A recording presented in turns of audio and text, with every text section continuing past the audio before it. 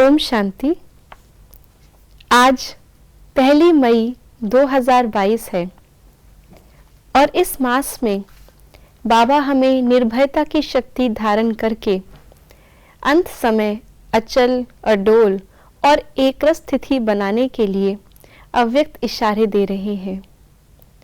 तो आइए जानते हैं आज 1 तारीख के बाबा के अव्यक्त इशारे। वर्तमान समय विश्व में विनाश ज्वाला की अग्नि तेज होती जा रही है। ऐसे समय पर आप बच्चों को निर्भयता की शक्ति धारण करनी है।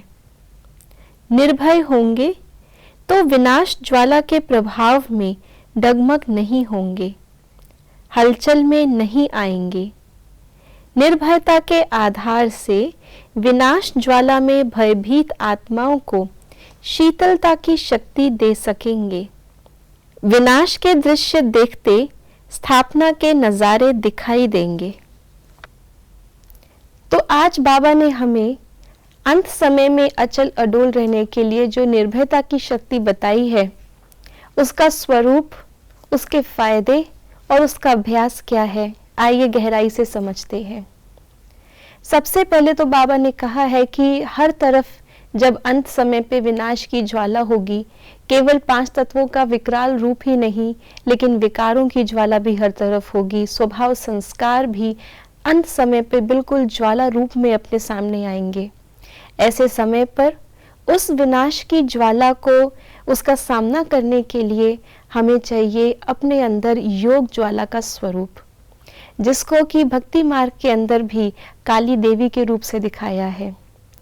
तो काली देवी इस प्रकार से कोई होती नहीं है, लेकिन बाबा ने हमें इसका अर्थ बताया है कि इतना ज्वालामुखी का स्वरूप हो जो उसके सामने कोई भी ज्वाला असर ना कर सके।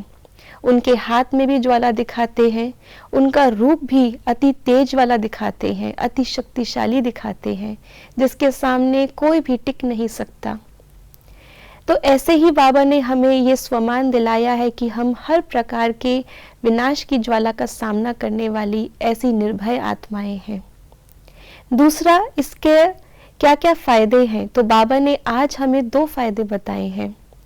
पहला तो ये कि निर्भयता की शक्ति को धारण करने वाली आत्मा हमेशा हर परिस्थिति में क्यों क्या के प्रश्न में ना जाते हुए अचल अडोल रहेगी। जो बाबा ने कहा अंत की विनाश की सीन को देख सकेंगे, क्योंकि बाबा ने मुरली में कहा हुआ है कि जो निर्भयता की शक्ति को धारण नहीं करती हैं, वो तो एक बॉम्ब की आवाज से ही उनका हार्ट फेल हो जाएगा।